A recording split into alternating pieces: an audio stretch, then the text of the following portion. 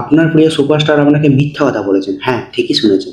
যে সিনেমাগুলোর ট্রেলার আর গান অলরেডি ইউটিউবে ঝড় তুলেছে, সেগুলো শুধু সিনেমা নয়, বরং হাজার কোটি টাকার এক বিপজ্জনক বাজি। 2026-এ দাঁড়িয়ে বক্স অফিসের ব্যাক স্টেজে এমন কিছু ঘটনা ঘটেছে, যা আপনার একদম অচেনা। কেন শাহরুখ খান 350 কোটি জলে ফেলার ঝুঁকি নিচ্ছেন? কেন ইয়াস চার্টবাস্টার মিউজিক দিয়ে ট্র্যাপ করলেন? চলুন পর্দার পেছনে সত্যিটা ফাঁস করি। নমস্কার বন্ধুরা, আমি দিবেন্দু আর আপনারা দেখছেন সিনে দেখবো। শাহরুখের জীবনের সব থেকে বড় ঝুঁকি। প্রথমেই আসি শাহরুখ খানের কিংয়ে। সবাই ভাবছে এটা জওয়ানের মতো সিনেমা, একদম ভুল। ইনসাইডার রিপোর্ট বলছে এর বাজেট 350 কোটি টাকা। কিন্তু কেন? কারণ শাহরুখ খান এখানে কোনো বডি ডাবল ছাড়া ডার্ক অ্যাকশন শুটিং করছেন। আর আসল মাস্টার স্ট্রোক, প্রথমবার মেয়ে সুহানাকে নিজের মুখোমুখি দাঁড় করানো। অভিষেক বচ্চন এখানে এক মনস্তাত্ত্বিক ভিলেন। এটা সিনেমা নয়, সুহানার কেরিয়ার বাঁচানোর কিং খানের জীবনের সব থেকে বড় ঝুঁকিপূর্ণ বাজি। এরপরে যে সিনেমাটার কথা বলবো, সেটা আমাদের সকলের প্রিয় রামায়ণা। রামায়ণা 4,000 কোটি টাকার জুয়া খেলছে। এবার আসল ধামাকা নীতিশ তিওয়ারির রামায়ণা। আপনার কি মনে হয় এটা সাধারণ পৌরাণিক ছবি? একদমই না। দুই পার্ট মিলিয়ে বাজেট 4,000 কোটি টাকা।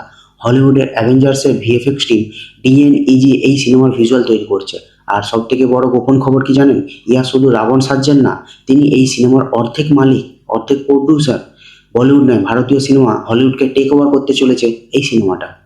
এরপরে যে সিনেমাটা নিয়ে কথা বলবো সেটা হলো টক্সিক। টিজার আর ট্র্যাকে মাতাল ইন্ডাস্ট্রি। ইউটিউব যখন টক্সিকের যে গানগুলো রিলিজ করেছে এবং যে মাইন্ড ব্লোয়িং টিজারটা আমরা দেখেছি, তাতে পুরো দেশ অলরেডি কাঁপছে।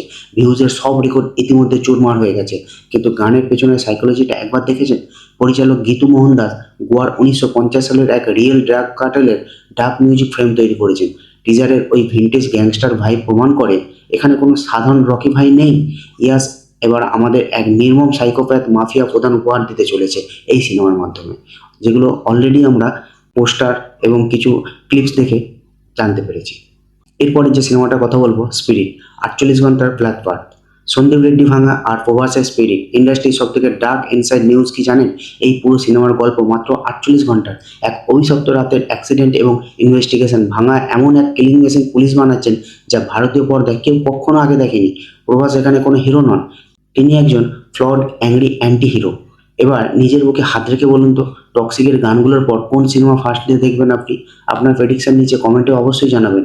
সিনেমার এমন অনফিল্টার্ড ইনসাইড স্টোরি পেতে এক্ষুনি সাবস্ক্রাইব করুন আমার এই সিনে দেখবো চ্যানেলকে। দেখা হচ্ছে পরের ভিডিওতে। ততক্ষণ পর্যন্ত ভালো থাকবেন, সুস্থ থাকবেন। জয় হিন্দ, বন্দে মাতরম।